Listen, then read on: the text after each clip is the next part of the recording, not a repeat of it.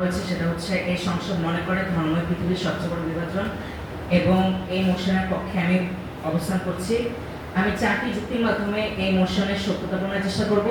প্রথমটা হচ্ছে ধর্ম হচ্ছে যুদ্ধ, সংঘর্ষ ও প্রাণহানির অন্যতম কারণ। রাষ্ট্র বিভাজনে অর্থাৎ জাতিগত বিভাজনে ধর্ম সবচেয়ে গুরুত্বপূর্ণ ভূমিকা পালন করেছে। এবং তৃতীয়টি হচ্ছে সংখ্যালঘু নির্যাতনে অনেকাংশেই ধর্মদায়ী এবং ধর্মকে অনেক সময় রাজনৈতিক হাতিয়ার হিসেবে ব্যবহার করতে আমরা দেখতে পাই। প্রথম যে মোশনটা আমাদের যে মোশনের প্রথম আমি প্রমাণের চেষ্টা করবো সেটা হচ্ছে ধর্মযুদ্ধ, সংঘর্ষ, প্রাণহানির কারণ। আমরা দেখি যে আমাদের দেখি যে মানুষের মধ্যে ধর্মীয় বিশ্বাসটা ধর্ম চর্চা থেকে ধর্মীয় বিশ্বাসটা খুব বেশি প্রবল। এই হিসেবে দেখা যায় যে মানুষ ধর্মীয় বিশ্বাসকে সবচেয়ে বেশি, তার ধর্মীয় বিশ্বাসের উপর সবচেয়ে বেশি গুরুত্ব দেয় এবং নিজের ধর্মের যে বিরোধী মত আছে অর্থাৎ অন্য ধর্ম আছে সেটাকে হচ্ছে নিজের শত্রু বা হুমকি বলে মনে করে। এই শত্রু বা হুমকি বলে মনে করার কারণেই আমরা হচ্ছে পৃথিবীব্যাপী বিভিন্ন ধর্মযুদ্ধ দেখতে পাই এবং এর ফলে হচ্ছে বিভিন্ন সংঘর্ষ প্রাণহানি ঘটেছে। আমরা যদি ক্রুসেড যুদ্ধের কথা বলি, প্রথমত ক্রুসেড যুদ্ধ যেটা হচ্ছে মূলত ছিল জেরুজালেমকে কেন্দ্র করে, যেটা হচ্ছে জেরুজালেম আমাদের 3টি ধর্মের উপাসনালয়। জেরুজালেমকে পবিত্র স্থান মনে করে এই ধর্মকে কেন্দ্র করেই অনেকবার ক্রুসেড যুদ্ধ সংঘটিত হয়েছে। বিশেষ করে মুসলিম আর খ্রিস্টানদের মধ্যে এই যুদ্ধটা বেশি সংঘটিত হয়েছে। একাধিক ধর্মযুদ্ধ হয়েছে। এর ফলে ধর্মের নামে আমরা দেখতে পেয়েছি যে হাজার হাজার মানুষের প্রাণহানি ঘটেছে এবং তা বর্তমানে চলমান আছে। আমরা যদি বলি ইহুদি যে ইসরায়েল এবং মুসলিম যে প্যালেস্টাইনের মধ্যে যে জেরুজালেমকে কেন্দ্র করে একটা সংঘর্ষ চলছে, এটার মূল কারণ হচ্ছে ধর্ম।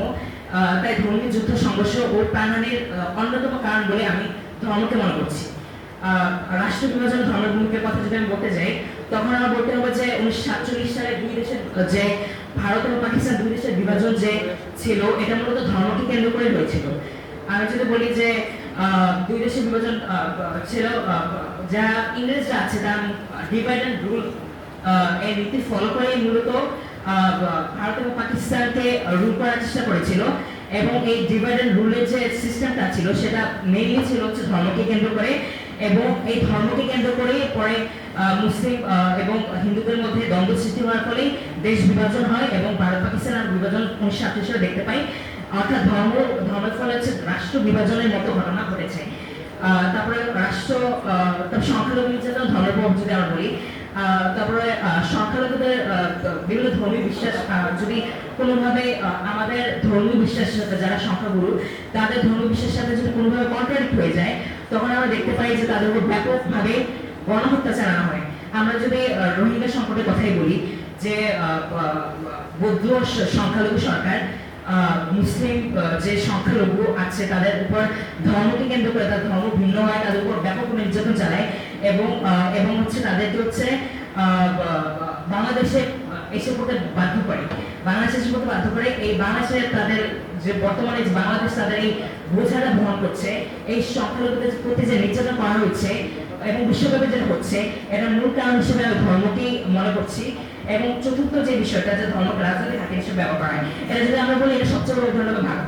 কারণ আমরা যদি একটু ভারতের বিজেপি সরকারের কথা যদি আমরা বলি, তখন ভারতের মেনলি বিজেপি সরকার করে ধর্মকে কেন্দ্র করেই তাদের মেইন রাজনীতি এবং এই হলে ভোট ব্যাংক হিসেবে তারা ধর্মের কাজ করে। দেখা যায় কোনো রাজনৈতিক নির্বাচন আসলেই তাদের মুসলিম আর হিন্দুদের মধ্যে একটা দাঙ্গা সৃষ্টি করা হয় এবং দাঙ্গা সৃষ্টি করে হিন্দুদের যারা সংখ্যা গুরু আছে ভারতের, বিজেপি সেই সংখ্যাগুরুকে নিজেদের ভোট ব্যাংক হিসেবে কাজ করার জন্য মুসলমানদেরকে দিলেন বাকি আমরা দেখেছি। এটা কিন্তু মূলত ধর্মের কারণেই হচ্ছে। ধর্মের কারণে আমরা দেখতে পাচ্ছি যে বিশ্বব্যাপী নানা ধরনের সংঘর্ষ লেগে আছে এবং প্রাণহানি ঘটছে এবং ধর্মকেই মূলত পুরাতন শাসক থেকে শুরু করে বর্তমান রাজনৈতিক শাসকের কথা বললেও তারা মূলত ধর্মকেই হচ্ছে তাদের পলিটিক্যাল স্বার্থ বলি অথবা তাদের ক্ষমতা টিকিয়ে রাখার হাতিয়ার হিসেবে ব্যবহার করছে। এই জন্য আমি মনে করছি যে ধর্মই হচ্ছে পৃথিবীর সবচেয়ে বিভাজন, জাতিগত দ্বন্দ্বের কারণ এবং যা হচ্ছে মানুষের মধ্যে বড় ধরনের বিভাজন সৃষ্টি করছে। ধন্যবাদ।